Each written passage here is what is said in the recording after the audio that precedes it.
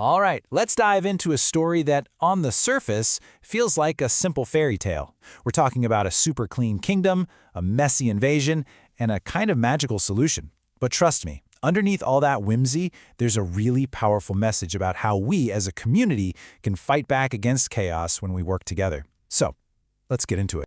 So let me start by asking you something. What does a perfectly clean world actually look like to you? Is it just, shiny floors and no dust? Or is it something a little deeper, like a world where everything is in perfect harmony? The story we're about to jump into has a pretty clear vision of that ideal, and it's the bedrock for everything that happens next.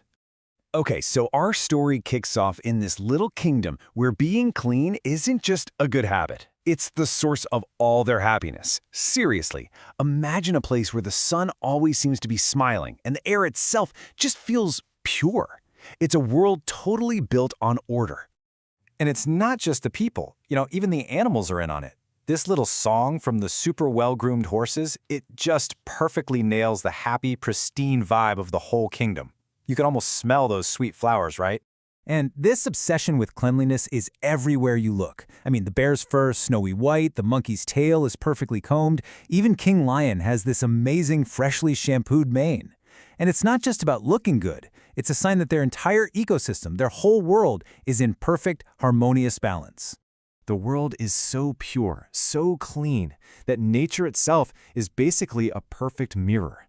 There's this great little bit about Freddy the Frog who sees another frog in the pond and is about to say hi when he realizes, wait a second, that's just my reflection. That's how crystal clear their water is. It tells you everything you need to know about how unspoiled their home is. And get this isn't just a suggestion. Oh no, it is the law. Over at Popo the Owl's school, if you show up with a dirty uniform, bam, you're jumping over the fence 3 times. Rock up with dirty shoes? Forget about getting any cheese to eat.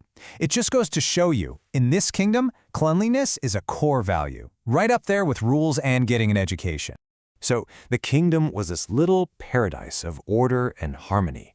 But you know how these stories go, right? When everything is perfect, something is about to change, big time. And yeah, that change comes hurtling in right from the sky. A whole fleet of alien invaders shows up and they have one single destructive mission: to completely shatter the kingdom's purity and replace all that harmony with total and utter chaos. And they do not waste any time. The sky just goes dark. The aliens have these weird guns that just shoot dust and grime all over the place. And they're literally just throwing trash everywhere. It was a full-on assault on everything the kingdom stood for. The effect was immediate, and it was absolutely heartbreaking. The air that used to smell like flowers suddenly turned foul. Weeds started choking all the beautiful green grass, and the flowers themselves, they just withered up and died. The perfect ecosystem wasn't just getting dirty, it was actually collapsing. And the result of all this was a world that was completely transformed. The kingdom's perfect harmony was shattered, and their entire way of life got flipped, completely upside down. I mean, this side-by-side really says it all, doesn't it? The cheerful sun gets replaced by this dark, gloomy sky.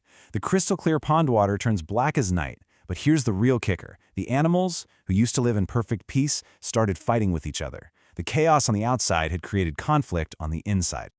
So this is a really critical moment. The invasion wasn't just about making a physical mess. It was a psychological attack. The filth and the chaos brought fear and despair with them, and it left the entire kingdom just paralyzed. They had no idea how to even start fixing their world. But sometimes in the darkest moments, a little glimmer of hope appears. The animals knew they couldn't solve this mess on their own, so they went looking for some wisdom, for some way to fight back.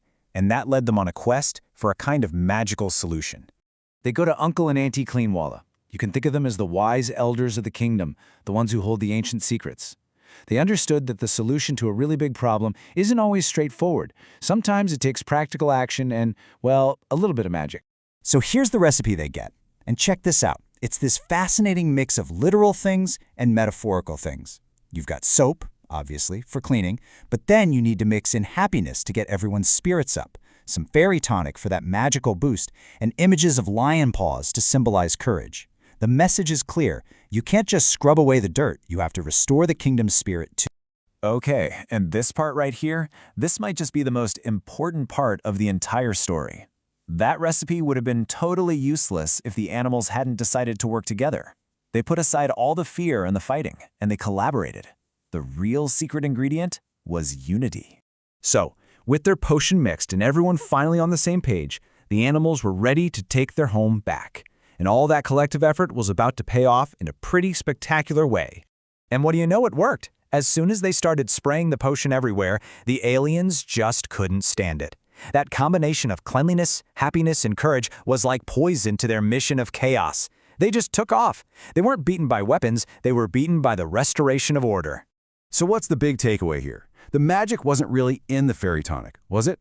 The real magic was everyone coming together. It's a powerful reminder that when a community unites with a shared goal and a positive attitude, they can tackle these huge challenges that seem totally impossible on your own. And that, of course, brings it all back to our world.